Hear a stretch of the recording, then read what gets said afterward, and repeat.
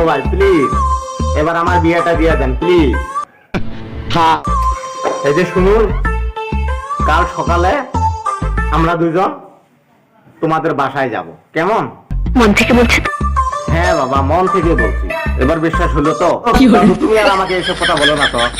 কি বললা?